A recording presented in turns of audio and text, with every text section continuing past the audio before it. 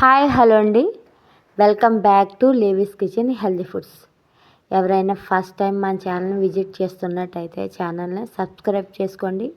Bell అనే ఐకాన్ని click చేస్తే ఆల్ అని ఉంటుందండి. దాన్ని ఓకే చేస్తే నేను చేసిన ప్రతి వీడియో నోటిఫికేషన్ మీ దాకా వస్తుంది అన్నమాట. ఈరోజు నేను చూపించబోయే రెసిపీ నువ్వులు కరివేపాకు పొడి కారపొడి చూపిస్తున్నానండి. పిల్లలు కరివేపాకు అనేది అస్సలు తినరు. కరివేపాకులో చాలా ఐరన్ ఉంటుంది. మన కంటికే కాదు, జుట్టు పెరగడానికి కాదు, చాలా హెల్ప్ చేస్తుంది అన్నమాట.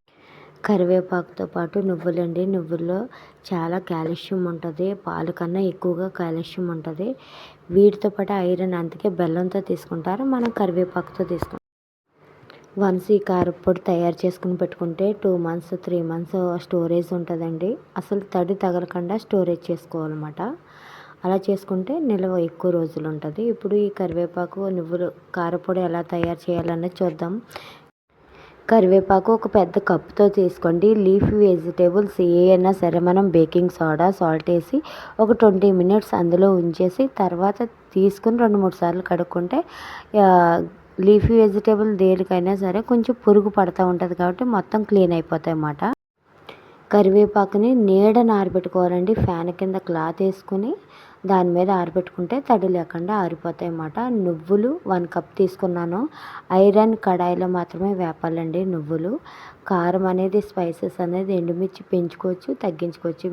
మీ వెల్లుల్లి రబ్బలు ఉంటాయి కదండి, అవి ఒక 5-6 తీసుకోండి. ఇంకా ఇష్టం అనుకునే వాళ్ళు ఇంకో 2 యాడ్ చేసుకోవచ్చు కూడా. ఇప్పుడు ఒక ఐరన్ కడాయి తీసుకుని 1/2 tablespoon మెంతులు వేసుకోండి. మెంతులు అనేవి తక్కువగానే వేసుకోండి, ఎందుకంటే మళ్ళీ చేదుగా ఉంటే పిల్లలు తినరండి, అందుకని తక్కువగా వేసుకోండి. జీలకర్ర 1 tablespoon వేసుకోండి. ధనియాలు 2 tablespoon వేసుకొని బాగా వేపుకోవాలన్నమాట.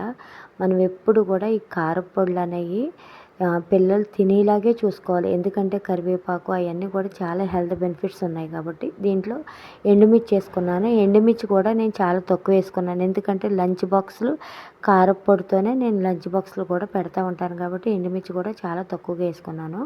ఇవన్నీ వేగిపోయిన తర్వాత ఒక ప్లేట్లోకి తీసుకోండి. ప్లేట్లో తీసుకుని చల్లారబెట్టుకోవాలన్నమాట. చల్లారబెట్టుకున్న తర్వాత మళ్ళీ ఇప్పుడు ఇదే ప్యానంలోనే మన కరివేపాకును కూడా వేపేసుకోవాలండి. మనం ఇలా చేత్తో పట్టుకుంటే క్రంచీగా అనిపించాలా అలా వేపుకోవాలి. సిమ్లో పెట్టే వేపుకోవాలి, అలాగని మాడిపోకూడదు. మాడిపోతే మళ్ళీ టేస్ట్ మారిపోద్ది అన్నమాట.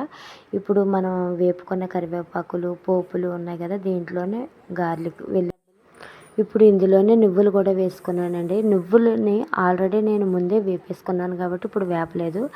నువ్వులు ఎప్పుడు కూడా వేపేసి పెట్టుకుంటాను. ఆమ్లెట్లో కానీ సంగట్లో కానీ ఎక్కువగా యూజ్ చేస్తాను కాబట్టి వేపేసి రెడీగా పెట్టుకుంటాను అన్నమాట.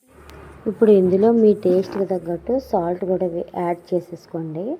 ఇప్పుడు ఈ కారపొడిని మనం కంప్లీట్గా చల్లార్చుకోవాలండి. కంప్లీట్గా చల్లార్చుకుంటేనే మనకి బరకగా వస్తుంది. నువ్వుల వల్ల కొంచెం ఆయిల్ వస్తుంది కాబట్టి మిక్సీలో వేసేసుకున్న తర్వాత మూత పెట్టుకొని ఆన్ అండ్ ఆఫ్ కింద చేసుకుంటే మనకి ఇలా రెడీ అయిపోద్దండి. పొడిగా వస్తుంది. వీడియో నచ్చినట్టయితే వీడియోని లైక్ చేయండి, షేర్ చేయండి. బాయ్ అండి.